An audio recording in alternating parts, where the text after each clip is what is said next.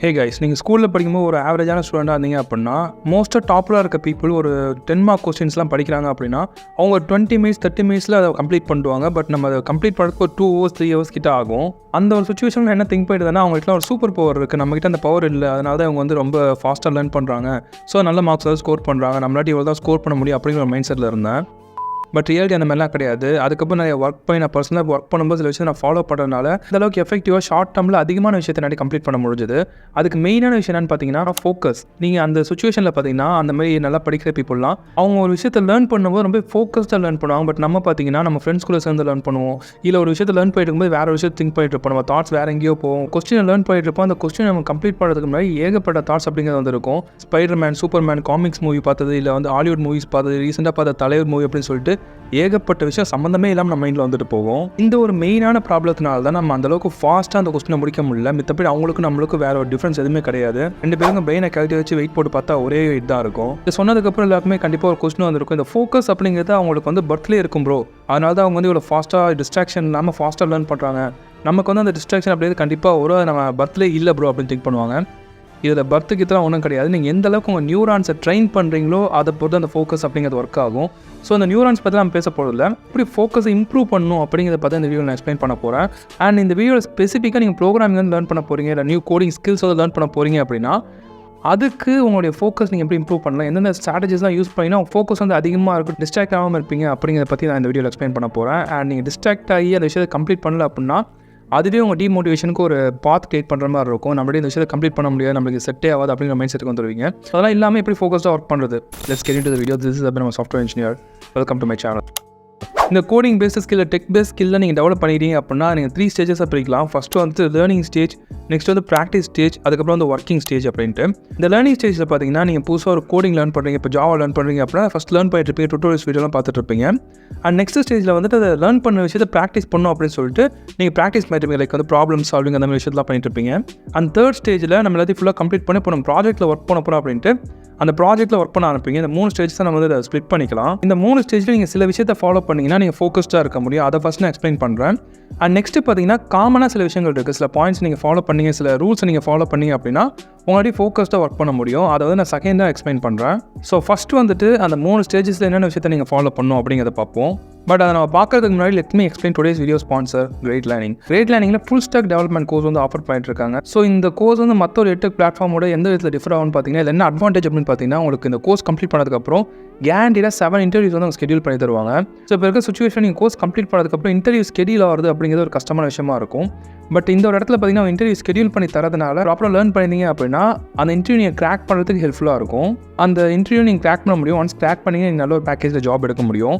And இந்த course என்ன விஷயத்தை அவங்க டீச் பண்ணுறாங்க அண்ட் பிளேஸ்மெண்ட் சப்போர்ட்டில் எப்படி வந்துட்டு இருக்காங்க அப்படிங்கிறத இப்போ எக்ஸ்பிளைன் பண்ணுறேன். நான் டிஸ்கிரிப்ஷனில் கொடுத்துருக்க லிங்கை கிளிக் பண்ணிங்கன்னா உங்களுக்கு இந்த பேஜ் தான் ஓப்பன் ஆகும். ஸோ இவங்க வந்து ஃப்ரீ கன்சல்டேஷனும் கொடுத்துட்ருக்காங்க. லைக் வந்து உங்களுக்கு எந்த கோர்ஸ் வந்து செட் ஆகும். ஸோ நீங்கள் வந்துட்டு இந்த டிகிரி பார்த்தீங்கன்னா உங்களுக்கு இயர் ஆஃப் கிராஜுவேஷன் வந்துட்டு 2019 அண்ட் அபோவ் இருந்தீங்கன்னா தான் உங்களுக்கு இந்த கோர்ஸ் வந்து எடுக்க முடியும். ஸோ உங்களுக்கு வந்து ஒரு டவுட் இருக்குது, நான் இப்போ வந்துட்டு 2026 அப்புறம் தான் நான் பாஸ் அவுட் ஆக போகிறேன், ஸோ எனக்கு வந்து இந்த கோர்ஸ் ஹெல்ப்ஃபுல்லாக இருக்குமா, எந்த விதத்தில் ஹெல்ப்ஃபுல்லாக இருக்கும், இந்த கோர்ஸ் இருக்கிறதுனால எனக்கு எப்படி பிளேஸ்மெண்ட் கிடைக்கும் அப்படிங்கிற டவுட்லாம் நீங்கள் உங்கள் கன்சல்டேஷனில் கேட்டு தெரிஞ்சுக்கலாம். ஸோ இனிஷியலாக நீங்கள் ஃபில் பண்ணிட்டீங்க, லைக் வந்து உங்கள் நேம், உங்கள் இமெயில் ஐடி, மொபைல் நம்பர், என்ன டிகிரி வந்து கம்ப்ளீட் பண்ணியிருக்கீங்க, ஸோ எந்த இயரில் பாஸ் அவுட் ஆக போகிறீங்க. ஸோ இது வந்து உங்களுக்கு ஆன்லைன் கிளாஸ் மட்டும் இல்லாமல் ஆஃப்லைன் கிளாஸும் இருக்குது. நீங்கள் சென்னையில் இருக்கீங்க, பெங்களூரில் இருக்கீங்க அப்படின்னா உங்களுக்கு ஆஃப்லைன் கிளாஸும் இங்கே இருக்குது. ஸோ உங்களுக்கு எந்த லொக்கேஷனில் ஆஃப்லைன் கிளாஸ் வேணுமோ நீங்கள் எடுத்துக்கலாம், இல்லை ஆன்லைன் கிளாஸ் வேணுனாலுமே ஆன்லைன் கிளாஸ் இருக்குது, அதையும் நீங்கள் இங்கே எடுத்துக்கலாம். ஃபில் பண்ணதுக்கப்புறம் உங்களுக்கு இந்த பேஜ் வந்து ஓப்பன் ஆகும். இந்த பேஜில் வந்து உங்களுடைய பர்சன்டேஜ் லைக் வந்து நீங்கள் 10th எவ்வளோ பர்சன்டேஜ் மார்க் எடுத்தீங்க, 12th எவ்வளோ பர்சன்டேஜ் மார்க், அண்ட் வந்து உங்கள் டிகிரியில் எவ்வளோ பர்சன்டேஜ் மார்க் வந்து எடுத்திருக்கீங்க, அண்ட் நீங்கள் வந்துட்டு இஎம்ஐ எடுக்க போகிறீங்களா இல்லை வந்துட்டு ஃபுல் பேமெண்ட் பண்ண போகிறீங்களா அப்படிங்க நீங்கள் வந்து மென்ஷன் பண்ணி. இந்த இஎம்ஐ ஆப்ஷனும் இருக்குது. இஎம்ஐ ஆப்ஷன் பார்த்தீங்கன்னா உங்களுக்கு 5000 + சம்திங்லேயே வந்து நீங்கள் பே பண்ணி இந்த கோர்ஸ் வந்து எடுக்க முடியும். அண்ட் இந்த பேஜில் வந்தீங்கன்னா உங்களுக்கு வந்து இந்த கோர்ஸ் கம்ப்ளீஷன் சர்டிஃபிகேட் அவங்க வந்து கொடுக்குறாங்க கிரேட் லேர்னிங்லேருந்து. ஸோ இதோடைய கரிக்குலம் ஆக்சுவலாக பார்த்தீங்கன்னா இனிஷியலாக வந்து கோர் ஜாவாலேருந்து ஸ்டார்ட் பண்ணும் உங்களுக்கு ப்ரோக்ராமிங், அதில் வந்து அதுக்கப்புறம் ஊப்ஸ் கான்செப்ட்லாம் அவங்க டீச் பண்ணுறாங்க. அதுக்கப்புறம் பார்த்தீங்கன்னா லூப்ஸ் கண்டிஷன் சொல்லிட்டு ஒரு பேசிக் கோர் ஜாவா வந்து டீச் பண்ணுறாங்க. நெக்ஸ்ட்டு பார்த்தீங்கன்னா டேட்டா ஸ்ட்ரக்சர் அல்காரிதம்ஸ்க்கு வந்து மூவ் பண்ணுறாங்க. இங்கே வந்து உங்களுக்கு array, link list, strings, hash maps அப்படின்னு சொல்லிட்டு எல்லாத்தையும் எக்ஸ்பிளைன் பண்ணுறாங்க. அண்ட் அட்வான்ஸ் ஜாவா நெக்ஸ்ட்டு பார்த்தீங்கன்னா கலெக்ஷன்ஸ், எக்ஸப்ஷன்ஸ், ஃபைல் ஹேண்ட்லிங் அப்படின்னு சொல்லிட்டு கம்ப்ளீட்டாக எக்ஸ்பிளைன் பண்ணுறாங்க. ஒன்ஸ் நீங்கள் அதை அப்ளை பண்ணி ப்ரௌசர் வந்து டவுன்லோட் பண்ணிட்டீங்கன்னா இந்த ஃபுல் டீட்டெயில் உங்களுக்கு கிடைக்கும். டேட்டா பேஸ் மேனேஜ்மெண்ட்டில் பார்த்தீங்கன்னா SQL, MySQL and JDBC concept எல்லாமே இங்கே எக்ஸ்பிளைன் பண்ணுறாங்க.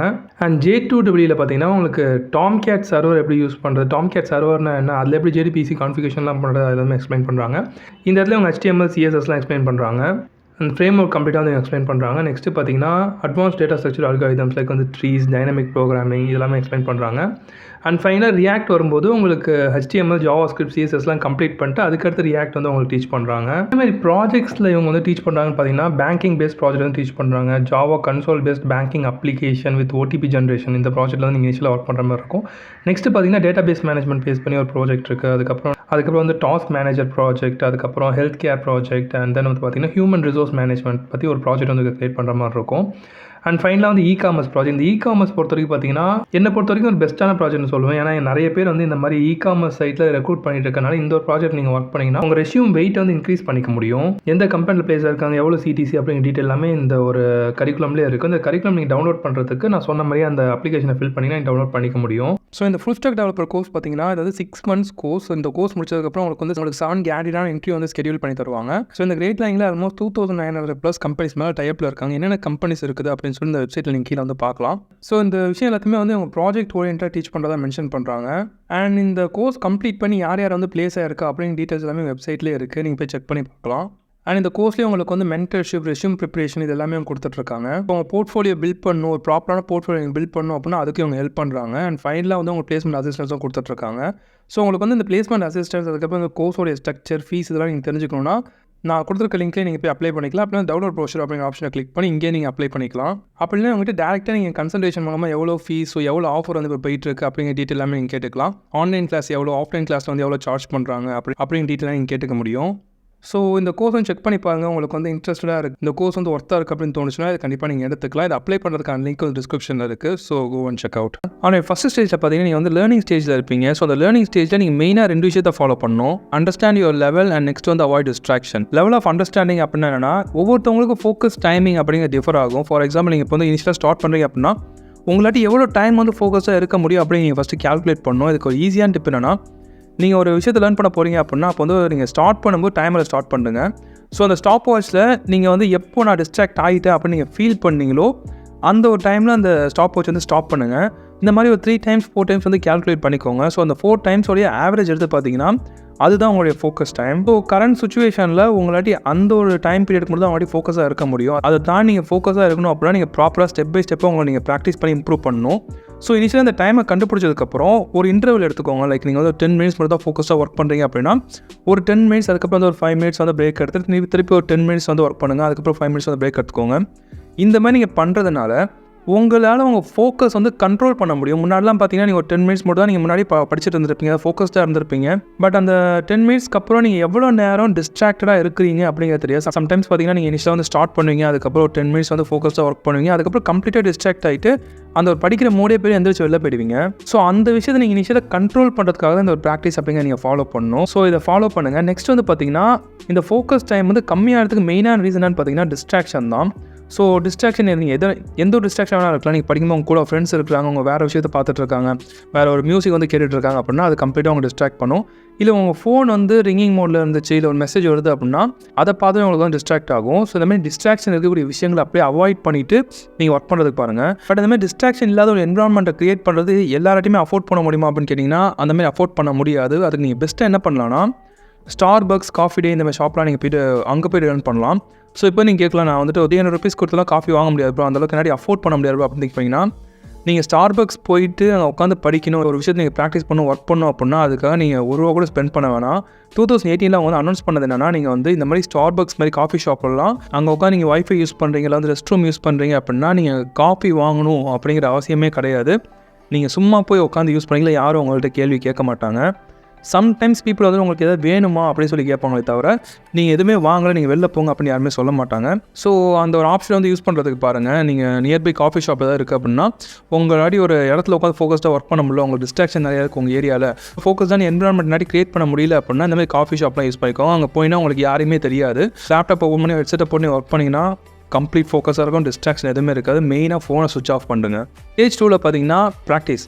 இனிஷியலாக நீங்கள் லேர்ன் பண்ணும்போது டுட்டோரியல்ஸ் வீடியோலாம் பார்க்குறீங்க, அதாவது கிளாஸ் வந்து லேர்ன் பண்ணி பார்க்குறீங்க அப்படின்னா அங்கே உங்களுக்கு ஈஸியாக புரிஞ்ச மாதிரி இருக்கும். நீங்கள் ப்ராக்டிஸ் பண்ணும்போது பார்த்தீங்கன்னா என்னது ஒன்றுமே புரியல, நம்ம இதுதான் லேர்ன் பண்ணோம், ஏன் இங்கே நம்ம கோடை அப்ளை பண்ணி பார்க்குறோம், அதுக்கு அவுட்புட்டே வர மாட்டேங்குது, என்ன யாருன்னு ஒன்றுமே புரியலையே அப்படின்னு சொல்லி உங்களுக்கு கன்ஃபியூஸ்டாக இருக்கும்.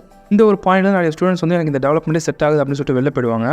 பட் ஒன்ஸ் நீங்கள் இந்த ப்ராப்ளமை சால்வ் பண்ணி ப்ராப்பரான அவுட்புட்டை கொண்டு வந்தீங்கன்னா அங்கேருந்து உங்களுக்கு ஒரு சாட்டிஸ்ஃபேக்ஷன் கிடைக்கும். அந்த சாட்டிஸ்ஃபேக்ஷன் தான் உங்களை மோட்டிவேட் பண்ணும். So don't give up in the situation. And third stage பார்த்தீங்கன்னா ஒர்க் இன் ப்ராஜெக்ட்ஸ். நீங்கள் ப்ராஜெக்ட்டில் ஒர்க் பண்ணுறீங்க, இல்லை வந்து இனிஷியலாக ஒரு இன்டர்ன்ஷிப் போயிருக்கீங்க, அங்கே ஒர்க் பண்ணுறீங்க அப்படின்னா நீங்கள் பண்ண வேண்டிய ஒரு முக்கியமான விஷயம் என்னன்னா, நீங்கள் வந்து உங்களுடைய ஒர்க் ஃப்ளோ வந்து டு டூ டாஸ்க்காக நீங்கள் க்ரியேட் பண்ணியிருக்கணும். லைக் வந்து நான் இன்றைக்கி இத்தனை டாஸ்க் வந்து கம்ப்ளீட் பண்ண போகிறேன், ஸோ ஃபஸ்ட் நான் இந்த டாஸ்க் கம்ப்ளீட் பண்ண போகிறேன், நெக்ஸ்ட் இதை கம்ப்ளீட் பண்ண போகிறேன் அப்படின்னு சொல்லி ப்ரையாரிட்டிஸ் பண்ணி நீங்கள் ஒர்க் பண்ணணும்.